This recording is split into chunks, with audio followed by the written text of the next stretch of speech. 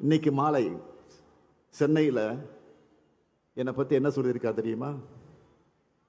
திமுக ஆட்சியில் கொரோனா வந்துச்சா, வந்திருந்தா கொரோனாவில் இவரே போயிருப்பாரு.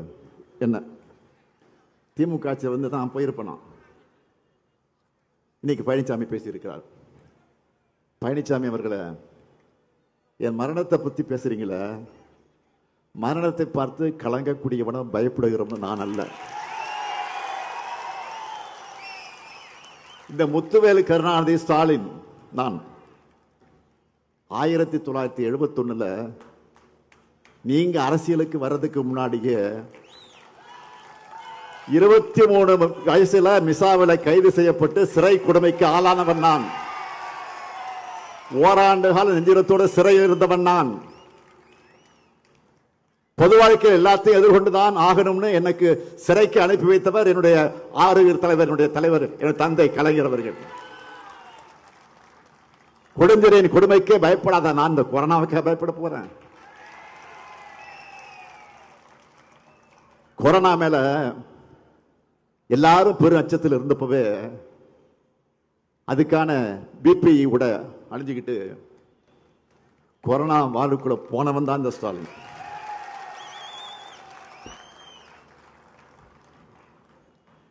இதுவரை யாருக்கும் சொல்லாத இப்ப சொல்றேன். இப்படி நான் கொரோனா வார்டுக்குள்ள போக போறேன்னு யாருக்கிட்டே முன்னாடி சொல்லலை. கலெக்டர் இருக்காரு, அமைச்சர்கள் இருக்காங்க, எம்எல்ஏக்கள் இருக்காங்க, பிஏ இருக்காரு, எல்லாம் இருக்காங்க. யாருக்கிட்டையும் சொல்லலை. இப்படி சொல்லாம போன காரணத்துல என் மனைவி துர்காவதி இருக்காங்க பாருங்க, வருத்தப்பட்டு என்கிட்ட கோச்சிக்கிட்டு ஒரு வாரம் பேசவே இல்லை. சத்தியம்.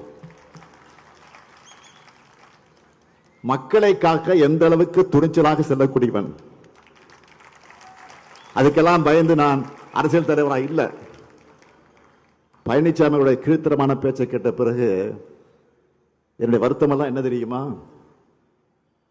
தந்தை பெரியார், பேரறிஞர் அண்ணா, பெருந்தலைவர் காமராஜர், மக்கள் தலைவர் எம்ஜிஆர், இனமான பேராசிரியர், எத்தனையோ பண்பாடு மிக்க பெருந்தலைவர்களோடு நேரில் பழகக்கூடிய நீண்ட அரசியல் அனுபவம் கொண்ட நான் இன்னைக்கு இவருக்கெல்லாம் பதில் சொல்ல வேண்டிய நிலை இருக்கேன்னு நினைச்சு உண்மையிலே வருத்தப்படுறேன்.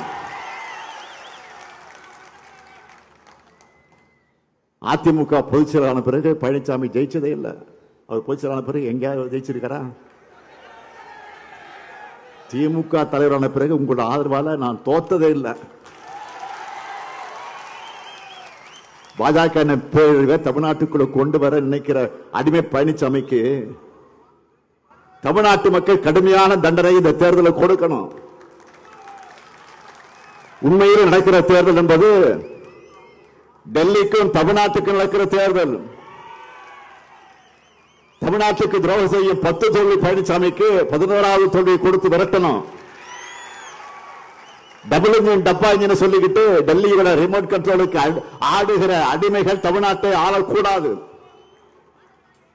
தமிழ்நாட்டை நாசப்படுத்த நினைக்கிற ஆணவ பாஜகவும் அடிமை அதிமுகவும் வேரோடும் வேரடி மண்ணோடும் வீழ்த்தப்படணும். அதற்கு திராவிட முன்னேற்ற கழகம் தான் மீண்டும் ஆட்சி அமைக்கணும்.